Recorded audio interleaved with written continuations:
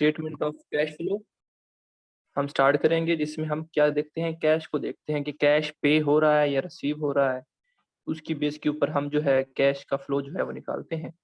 हमें इससे गलत नहीं होता कि एक चीज़ हमने उधार पे सेल आउट की है, ठीक है, उसको हम नहीं देख रहे होते। बस हमने कैश की इन्वॉल्वमेंट देखनी है कि ट्रांजैक्शन में कैश की इन्वॉल्वमेंट है या नहीं।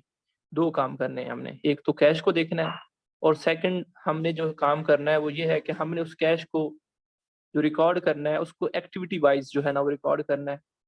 हमारे पास डिफरेंट एक्टिविटीज हैं जिसके ऊपर हम जो है डिस्कशन ऑलरेडी कर चुके हैं। किसी को याद है कौन कौन सी एक्टिविटीज होती हैं? जी sir, operating activities, investing activities और फाइनेंसिंग एक्टिविटीज। जी, ऑपरेटिंग एक्टिविटीज, इन्वेस्टिंग एक्टिविटीज और फाइनेंसिंग एक्टिविटीज।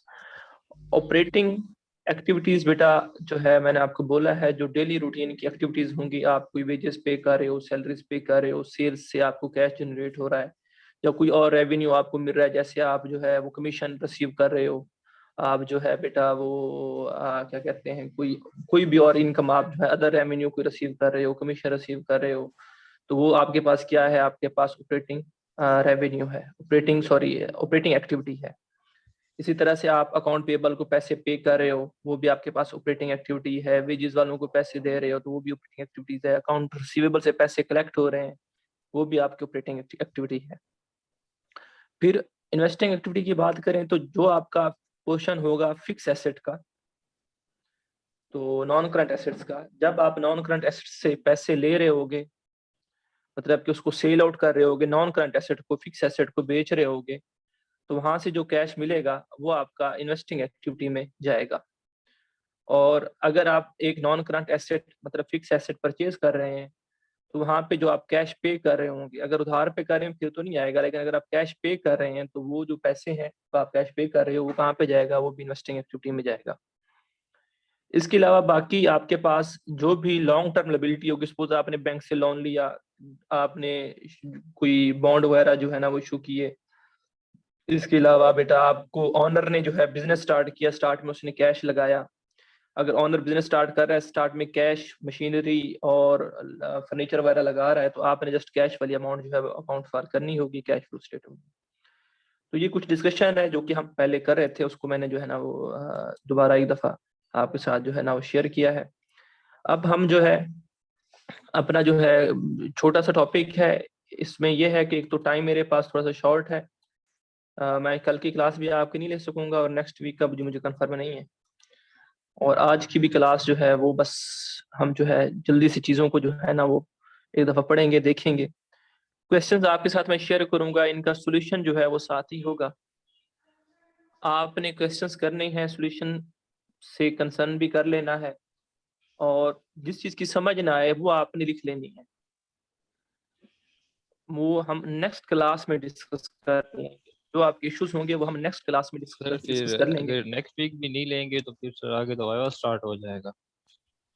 वो मैं फिर मेकअप क्लास अरेंज करूंगा। मैं एक्चुअली मेरा अपना पेपर है, तो पेपर के सिलसिले में मैंने चले जाना है आज लाहौर, तो मैंने फिर जो है ना अवेलेबल नहीं होना, पेपर के बाद मैंने पीएचडी का निकलना है। सर? और नहीं, मेरा ACMA का है। वो सर क्या होता है? जैसे CA होता है ना, वैसे ACMA भी होता है, CA, CMA और ACCA, ये प्रोफेशनल डिग्रीज होती हैं। तो उस हवाले से पेपर है मेरा, वो मैंने देने जाना है। तो मतलब सर फिर सिलेबस तो यहीं तक ही होगा, कैश फ्लो तक में? यहीं तक आप टेंशन क्यों ले रहे हैं, मैं हूं ना, मैं आपको सिलेबस कवर करवा दूंगा। अभी तो ये दूसरा टॉपिक है। लाजमी है सर। हाँ, पार्टनरशिप को जो है ना, अभी मैं आपको एक असाइनमेंट देकर जाऊंगा, वो आपने ना थ्योरी पार्टनरशिप पढ़ा हुआ है ना आपने, पार्टनरशिप का टॉपिक? Yes sir. अल्लाह ताला कामयाब करे सर। तो पार्टनरशिप की थ्योरी आपने पढ़ लेनी है, उसका हम्म। न्यूमेरिकल जो है ना पोर्शन वो मैं आपको करवा दूंगा। उसके लिए भी मैक्सिमम हमें 2 लेक्चर्स मैक्सिमम चाहिए, 1 से 2 लेक्चर्स। तो सर वो वो उम्मीद आई है टू कि बी में नेक्स्ट वीक पढ़ा मैं था फ्री लास्ट हो ईयर। जाऊंगा।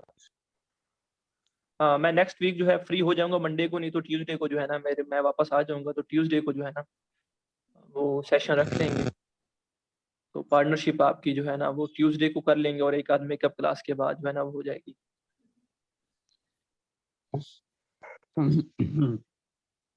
नहीं तो वाइवा आपका लेट कर देंगे, टेंशन क्यों ले रहे हैं, वाइवा आपका जो है पेपर्स के बाद ये रख करिए। देंगे।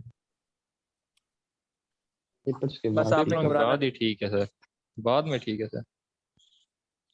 चले ऐसे कर लेंगे। मैं अपने वाइवा की बात कर रहा हूँ, अपने सब्जेक्ट की वाइवा की। जी सर। बाकी ठीक है भी शारिक साहब भी वाइवा नहीं लेंगे आपसे, वो भी लेट ले लेंगे। और कौन पढ़ा सही रहा है। है, अभी साहब वो भी लेट ले लेंगे। बाकी टीचर्स ले लेंगे आपसे वाइवा। चलें स्टार्ट करते हैं। तो ये 3 एक्टिविटीज जो मैं पहले डिस्कस कर चुका हूँ आपके साथ। अब इसके कुछ इलस्ट्रेशन नंबर 1 है मेरे पास। इसमें कुछ पॉइंट्स है मेरे पास, जैसे कि cash received from the sale of goods, ये कहाँ पे जाएगा? आपने क्लासिफाई करना है कि ऑपरेटिंग एक्टिविटी है, ये इन्वेस्टिंग एक्टिविटी है, या फिर ये फाइनेंसिंग एक्टिविटी है। सर तो ये है मेरे पास cash received from the sale of goods, ये कहाँ पे जाएगा बच्चे? सर ऑपरेटिंग Operating आपकी activities. Cash received from customer, customer से आपने कैश रिसीव किया, ये कहाँ पे जाएगा? ये भी ऑपरेटिंग में। ये भी Operating. Operating. Operating. Operating wages paid, wages ये पेड, भी operating. Sir Operating. Operating. Interest, interest paid. कौन सा सर Operating ये है। जाएगा? Sir operating. अच्छा, इसके ऊपर कंफ्यूजन है, इसके ऊपर ना वो सर मसले कुछ सेल्स हैं। भी तो हो सकता है, सेलिंग एक्सपेंस भी तो हो सकता है। नहीं वो, हाँ वो भी हो सकता है, वो आपको ऑपरेटिंग का हिस्सा बनेगा। ये इंटरेस्ट पेड के हवाले से मैं बात कर रहा हूँ, इसके ऊपर थोड़े से इश्यूज हैं। इंटरेस्ट किसके ऊपर होता है? लोन, जो आप लोन वगैरह लेते हो बैंक से, उसके ऊपर आपने इंटरेस्ट पे करना होता है। तो कुछ लोग कहते हैं इसे फाइनेंसिंग एक्टिविटी में डील किया जाए, और कुछ लोग कहते हैं नहीं, इसे ऑपरेटिंग एक्टिविटी में डील किया जाए, क्योंकि वो जो लोन हम लेते हैं उससे हम जो है वो यूटिलाइज कर रहे होते हैं बिजनेस में, जिसमें जो है बिजनेस के जो नॉर्मल डेली रूटीन के जो चीजें होती हैं वो हो रही होती हैं। तो ये कुछ लोग इसको ऑपरेटिंग एक्टिविटी में डील करते हैं और कुछ लोग इसको फाइनेंसिंग एक्टिविटी में डील करते हैं। तो आप इनको जहां पे मर्जी डील कर सकते हैं, आपके पास खुली ऑप्शन है, चाहे आप फाइनेंसिंग में डील करें चाहे ऑपरेटिंग में डील करें। इंटरेस्ट पेड की हवाले से मैं बात कर रहा हूँ। इंटरेस्ट रिसीव्ड, ये फाइनेंसिंग में। इंटरेस्ट नहीं रिसीव्ड है ये सर। आप रिसीव कर रहे हो, मतलब कि Receive है। आपने कहीं पैसे इन्वेस्ट किए हुए थे, वहां से आपको इंटरेस्ट मिल रहा है। कहीं पे आपने पैसे जो है इन्वेस्ट किए हुए थे, वहां से जो है ना आपको इंटरेस्ट जो है वो मिल रहा है। तो इन्वेस्ट आप कहाँ करते हो? इन्वेस्टमेंट कहाँ पे आता है? वो आपकी आता है फिक्स एसेट में। ठीक है, ये माइक बंद कर दे जिसके पास शोर है। जो आपके पास इन्वेस्टमेंट है वो आती है फिक्स एसेट में। इन्वेस्टमेंट के ऊपर इंटरेस्ट मिल रहा है, तो इट मींस ये आपके जो है ना एक तरह की इन्वेस्टिंग इनकम है, इन्वेस्टिंग एक्टिविटी में जाएगा इंटरेस्ट रिसीव्ड। जी सर।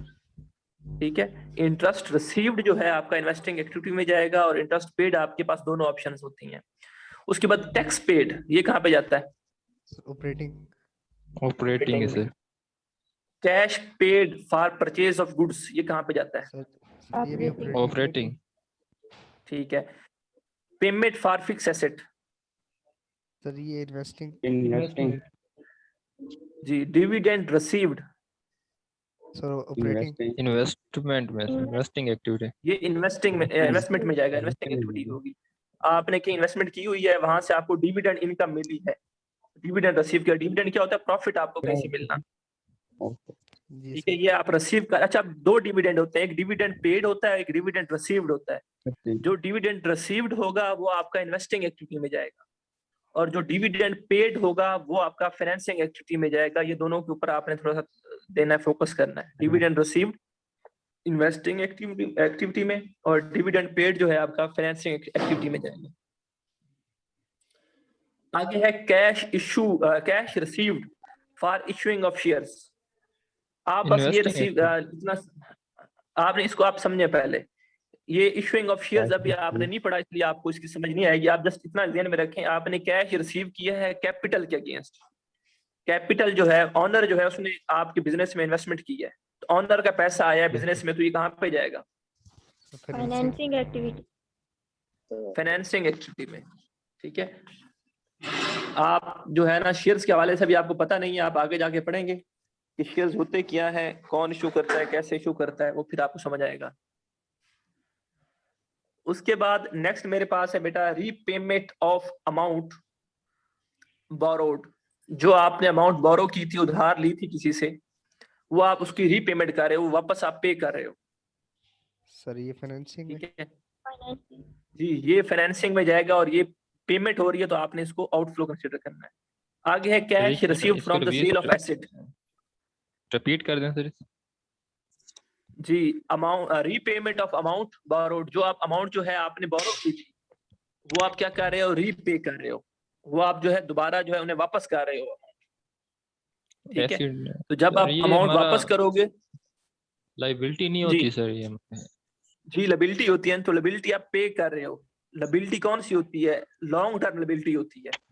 आप Yes, किसी sir. से बैंक से उधार आपने लिया वो वापस करोगे, तो लायबिलिटी आपकी जो लॉन्ग टर्म होती है वो कहाँ जाती है, फाइनेंसिंग एक्टिविटी में जाती है। ठीक है उसका सर। जो भी होगा वो, चाहे आप बैंक पे कर रहे होगे चाहे आप ले रहे होगे, वो जाना कहाँ पे है, फाइनेंसिंग में जाना है। फाइनेंस। ओके है, समझ आई है बात की। Yes sir. आगे है cash receive from the sale of fix asset. आपने फिक्स एसेट को सेल आउट किया है, आपको कैश रिसीव होगा, ये कहाँ पे जाएगा, इन्वेस्टिंग इन्वेस्टिंग में जाएगा। बिल्कुल।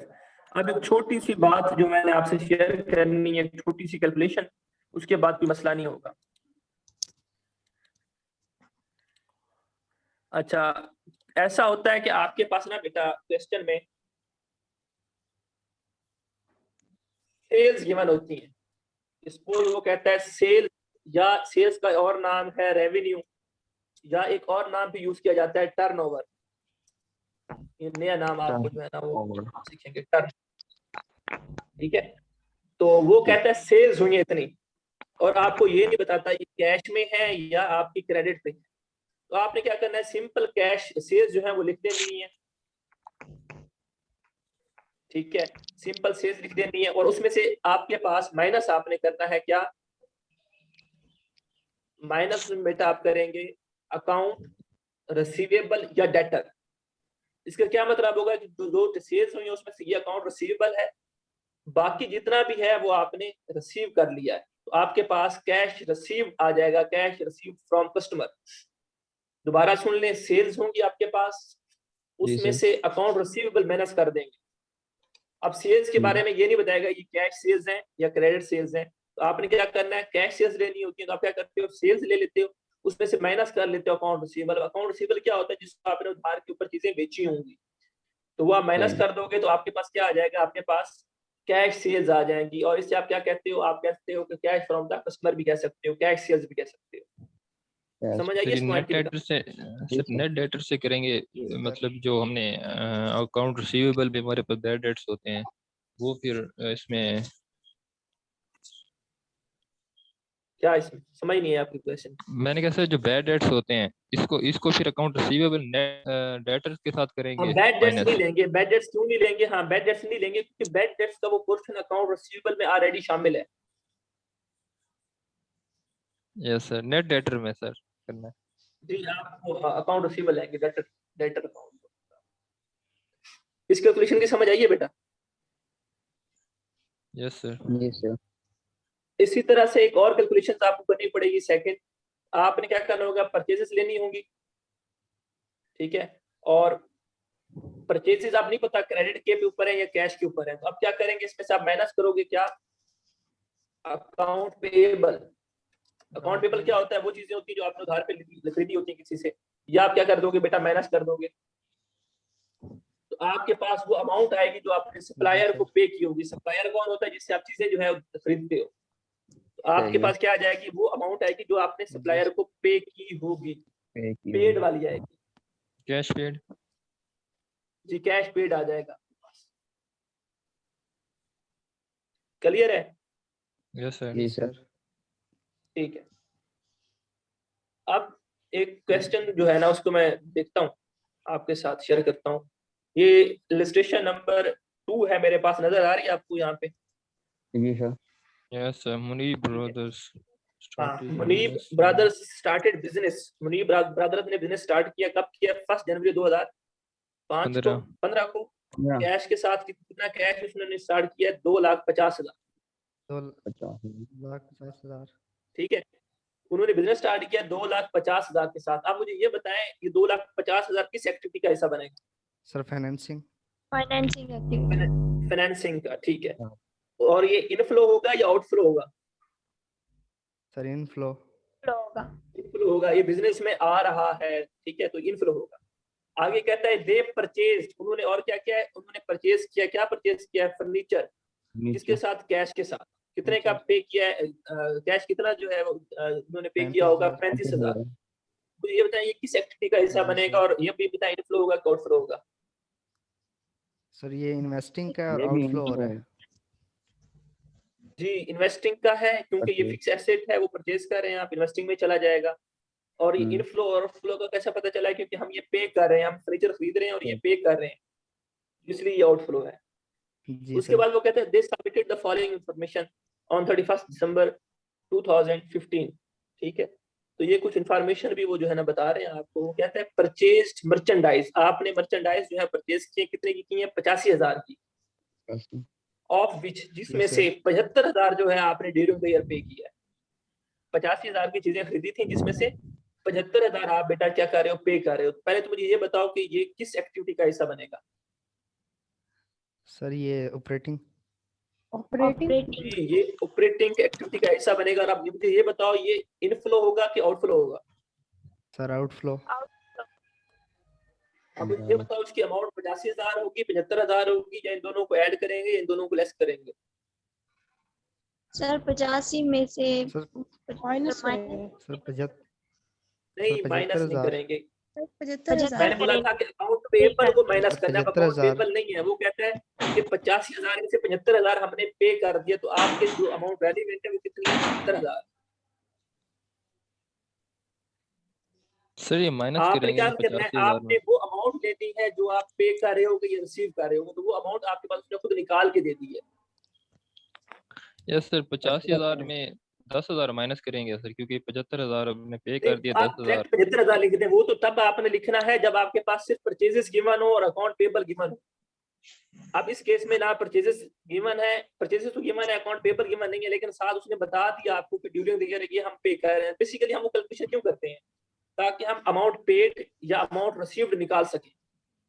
अब जी जब सर। वो ऑटोमेटिकली हमें कह रहा है कि भाई इतने पैसे मैं पे कर रहा हूँ ड्यूरिंग द ईयर, तो हमें वो कैलकुलेशन में पढ़ने की जरूरत ही नहीं। जी सर।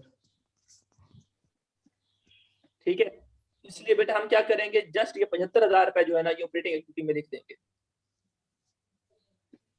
यस उसके बाद सर। आगे सैलरीज, सैलरीज जो है वो आपकी टोटल हुई है 72,000 की, जिनमें से जी 6,000 क्या है, अनपेड है। इट मींस बाकी सारा आपने क्या कर दिया, पे कर दिया।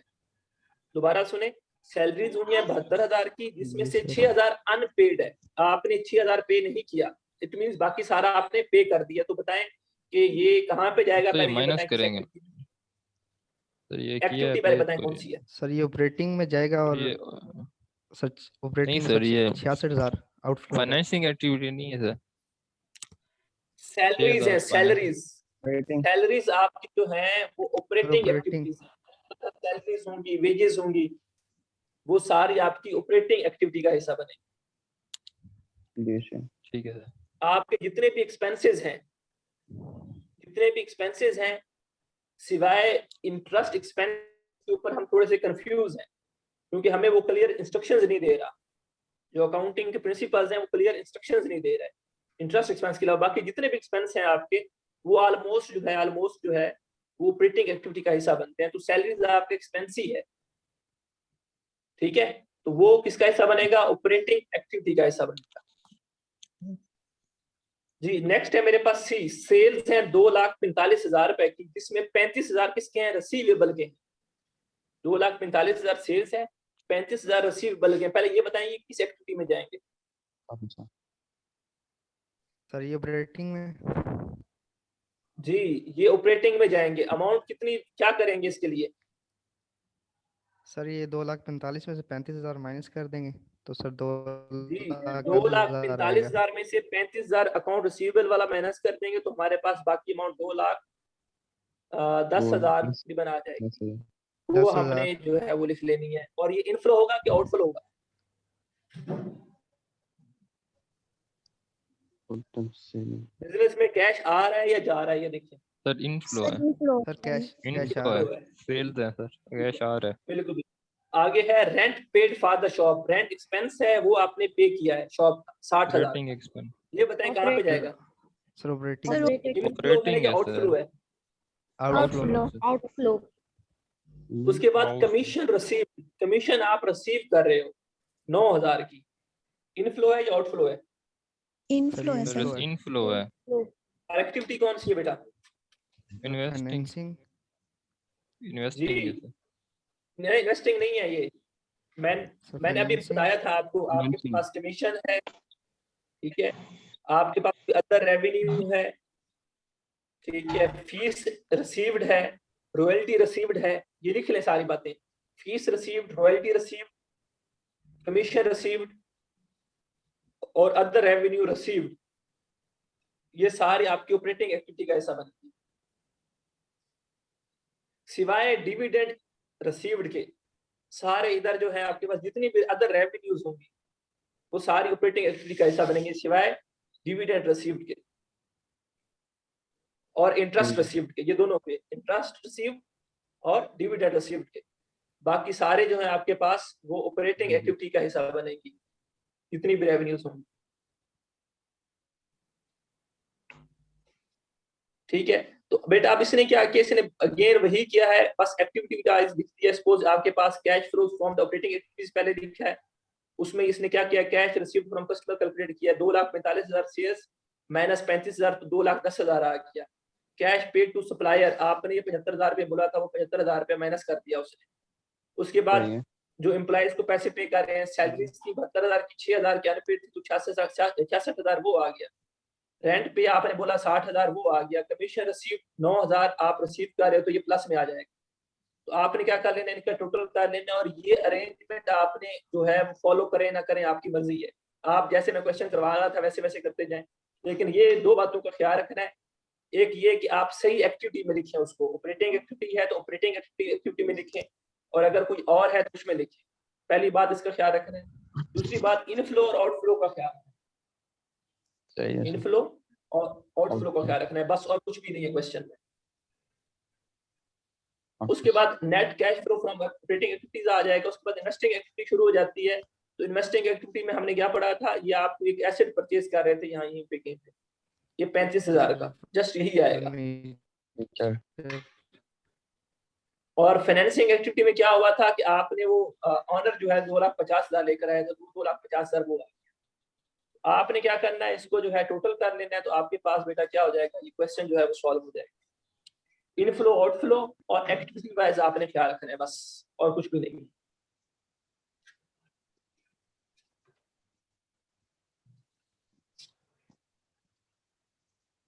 जी ये इलस्ट्रेशन नंबर 3 है मेरे पास। मुनीब ऑयल लिमिटेड है, उनका ये डाटा है, कुछ वो बता रहा है। वो कहता है commencement business with bank loan, business को स्टार्ट किया गया बैंक लोन के साथ। 1,20,000 का बैंक लोन लिया गया है और शेयर कैपिटल कितना लिया गया है, 4,50,000 का।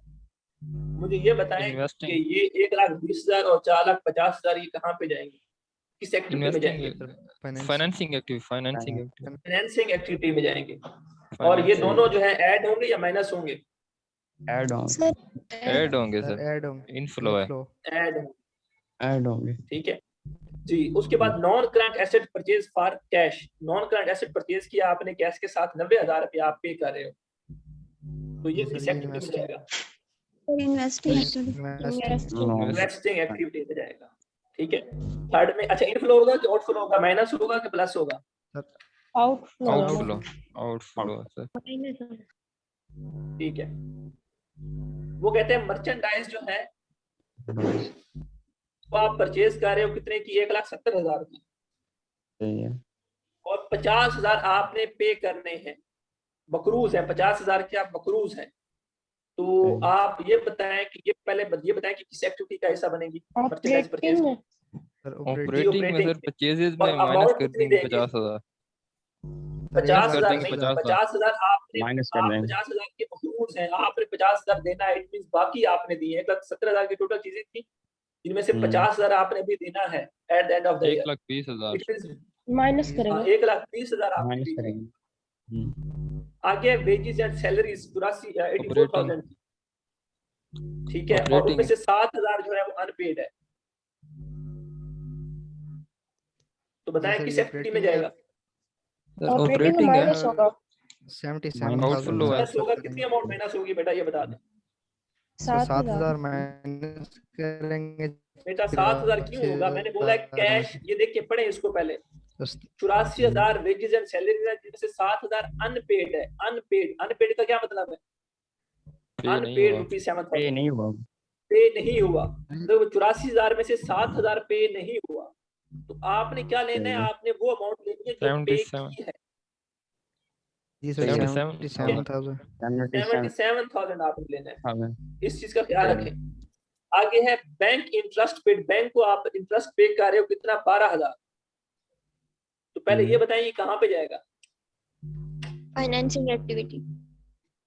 ये दोनों में जा सकता है, जी सर। ऑपरेटिंग में भी और रेटिंग में भी जा सकते हैं। फाइनेंसिंग में भी। ठीक है, और ये इनफ्लो होगा कि आउटफ्लो होगा? माइनस होगा या प्लस होगा? आउटफ्लो आउटफ्लो ठीक है। उसके बाद है टर्नओवर। टर्नओवर किसको कहते हैं? सेल्स सेल्स को। कितनी है? 2,90,000 की। उनमें से वो कहता है 1,70,000 रिसीवेबल है। तो अब बताएं इसमें एक तो किस एक्टिविटी में जाएगा, पहले ये बताएं। ऑपरेटिंग में जाएगा। ऑपरेटिंग में ऑपरेटिंग में ऑपरेटिंग में जाएगा। और अमाउंट कितनी देंगे बेटा? माइनस होगा। सर ये देंगे 1,20,000 1,20,000 ये प्लस करेंगे या माइनस करेंगे?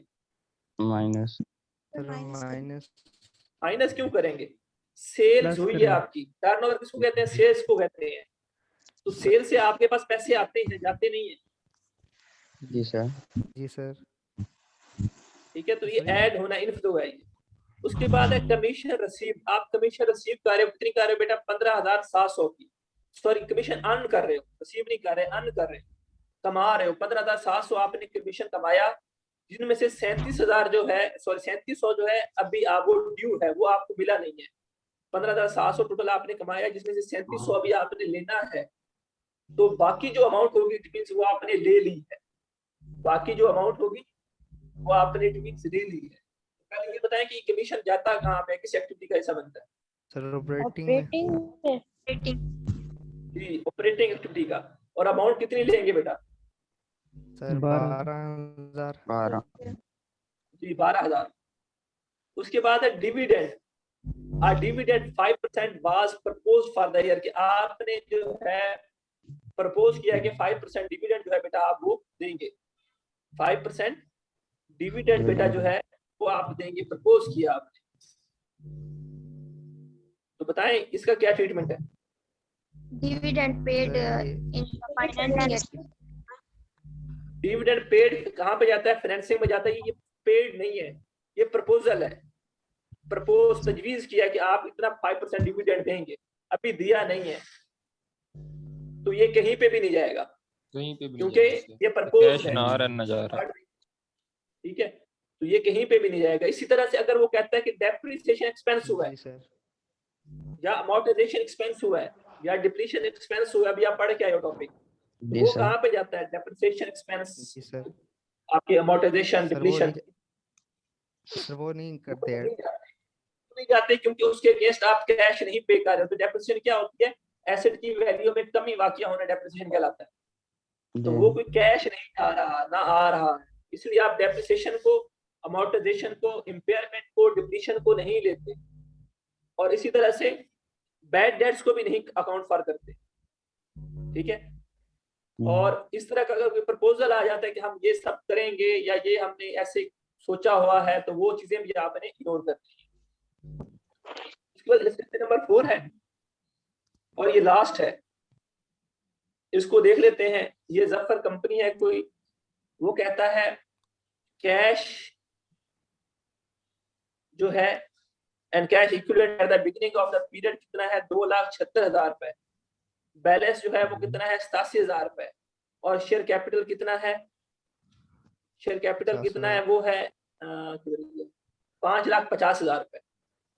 अच्छा बेटा, अब ये जब बिगिनिंग का कहेगा ना, मतलब आप बिजनेस स्टार्ट नहीं कर रहे, ये स्टार्ट में बैलेंसेस बता रहा है कि स्टार्ट में ये बैलेंसेस थे हमारे, इसको आपने इग्नोर करना है। जब भी वो कहेगा ना कि ये बैलेंसेस आपके स्टार्ट में पड़े हुए हैं, उस ट्रांजैक्शन को आपने इग्नोर करना है। सही है। ठीक है, क्योंकि वो बता रहा है कि ओपनिंग मेरे पास ये चीजें हैं, अब आगे क्या होना है हमने उसको देखना है। पहले स्टार्ट के शुरू साल में, इस साल के शुरू में क्या चीजें पड़ी हैं उससे हमें गर्ज नहीं है। हमने ये देखना है कि साल के दौरान क्या चीजें हमारे पास सेल, क्या चीजें हमारे पास रिसीव हो रही हैं, क्या हम जो है वो पे कर रहे हैं, उसको देखना है। इसलिए पहली ट्रांजेक्शन को आप छोड़ देंगे, सेकंड पे आ जाएंगे। आपने क्या किया है, राइस परचेज किए हैं कितने की, 1,98,000, इनमें से 45,500 क्या है, अनपेड है। अनपेड। आप चावल जो है वो परचेज कर रहे हैं कितने के, 1,98,000 के, जिनमें से 45,500 जो है अनपेड है। पहले ये बताएं ये किस एक्टिविटी का हिस्सा बनेंगे?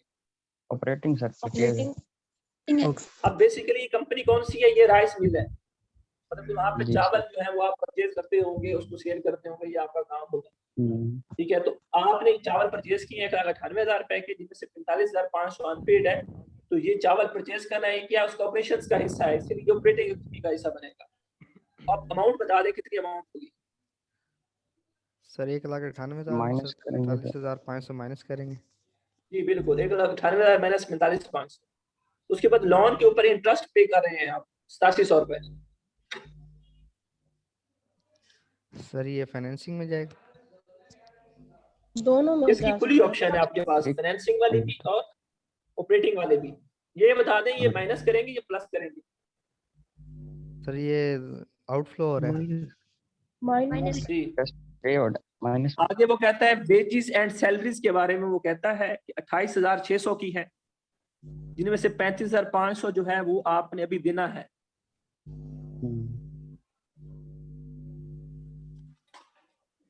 समझ आइए बात की?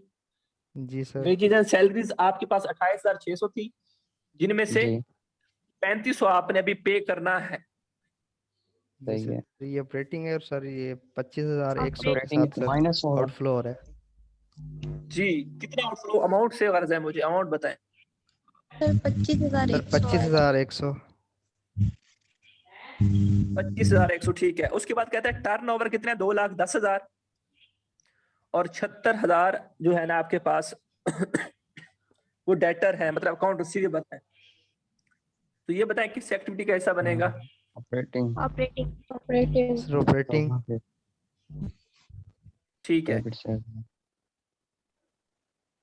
ऑपरेटिंग एक्टिविटी का जो है वो हिस्सा बनेगा। और अमाउंट कितनी होगी बेटा? सर 1,35,000। 34। 1,35,000। हाँ 34 जी सर 34। जी सर 34,000। ठीक है। उसके बाद कहते हैं refund of bank loan. Bank loan आपने रिफंड कर दिया, मतलब वापस कर दिया, रीपे कर दिया। बैंक लोन आपने रीपे कर दिया 17,000 रुपए का। ये किस एक्टिविटी में जाएगा? फाइनेंशियल। Sir financing. और ये माइनस होगा या प्लस होगा? सर ये आउटफ्लो है, माइनस होगा। माइनस होगा। वो कहता है डिविडेंड जो है वो प्रपोज किया आपने 2016 में, प्रपोज किया था, कितना किया था? 8%। जी ठीक है, इसको तो हम नहीं लेंगे। आगे वो क्या कहता है, डिविडेंड पेड, लेकिन हम पे कर रहे हैं, कितना कर रहे हैं बेटा? 5%। ठीक है, 2015 जो था ना उसके अगेंस्ट हमने अब इस साल जो है 5% जो है हम डिविडेंड पे कर रहे हैं। ठीक है, तो आप मुझे ये बताएं कि इसका क्या करेंगे हम इस साल लेंगे? 8% वाला या 5% वाला? 5% वाला। और ये 5% किसका लेंगे? डिविडेंड किसके ऊपर होता है? कैपिटल के ऊपर होता है। किसके ऊपर होता है बेटा? कैपिटल के ऊपर होता है। तो कैपिटल कितना है आपके पास? 5,50,000 है। आप क्या करोगे? 5,50,000 मल्टीप्लाई बाय 5 डिवाइडेड बाय 100। 5% लेना है ना आपने। जी सर। तो आपके पास वो अमाउंट आ जाएगी डिविडेंड पेड की। आप पहले ये बताएं डिविडेंड पेड कहाँ पे जाएगा बच्चे? और क्या कहते हैं, इनफ्लो होगा या आउटफ्लो होगा? पेड हो रहा है सर ये आउटफ्लो होगा। आउटफ्लो होगा जी। ठीक है, उसके बाद ये माइनस करेंगे या प्लस करेंगे? आउटफ्लो हो तो सर माइनस करेंगे। प्लस करेंगे। आगे मेरे पास है इनकम टैक्स पेड। जो इनकम टैक्स है वो पे कर रहा हूँ, पेड है 9,000 रुपए, आउटफ्लो। ठीक है, उसके बाद प्लांट एंड इक्विपमेंट आप परचेज कर रहे हो कैश के ऊपर, कितना है? 98,000। जी ठीक है, आप कैश के ऊपर प्लांट एंड मशीनरी परचेज कर रहे हो 98,000 का। ये किस एक्टिविटी का हिस्सा बनेगा? इन्वेस्टिंग का सर इन्वेस्टिंग। जी बिल्कुल। और इनफ्लो होगा, आउटफ्लो होगा, माइनस होगा, प्लस होगा? आउटफ्लो होगा माइनस। जी। और ये हम ये भूल आए, इनकम टैक्स पेड किस एक्टिविटी का हिस्सा बनेगा? सर ऑपरेटिंग ऑपरेटिंग का। आगे है सोल्ड ओल्ड इक्विपमेंट, आप पुराने इक्विपमेंट जो है वो सेल आउट कर रहे हो, कितने की? 15,000 की। ठीक है, तो ये इनफ्लो है या आउटफ्लो है, सर और ये किस एक्टिविटी में इन्वेस्टिंग जाएगा? इनफ्लो। ठीक है। सर ये अब इन्वेस्टिंग बेटा में है ये और आप सर 4 इनफ्लो है। क्वेश्चंस, ठीक है बेटा, आप 4 क्वेश्चन ये करेंगे, करवा दिए हैं मैंने सारे, आपने इनको एक दफा फिर देख लेना है।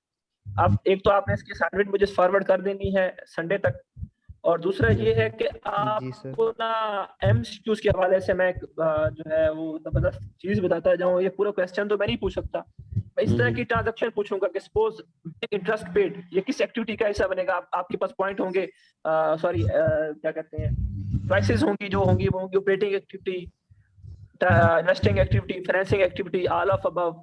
ठीक है, तो आपने उस हिसाब से जो है ना क्लिक करना होगा। दूसरा मैं क्या पूछ सकता हूँ, मैं अमाउंट के हवाले से आपको थोड़ा सा कंफ्यूज कर सकता हूँ कि सपोज बैंक इंटरेस्ट जो है वो टोटल एक्सपेंस हुआ हमारे पास 25,000 रुपए, उनमें से हम पे कर रहे हैं 12,000 रुपए, तो मैंने आपसे पूछना है कि कितनी अमाउंट जो है वो जाएगी, तो आपने वो देखना होगा कि ये पेड वाली अमाउंट कौन सी है, वो पेड वाली अमाउंट आप लेकर जाओगे।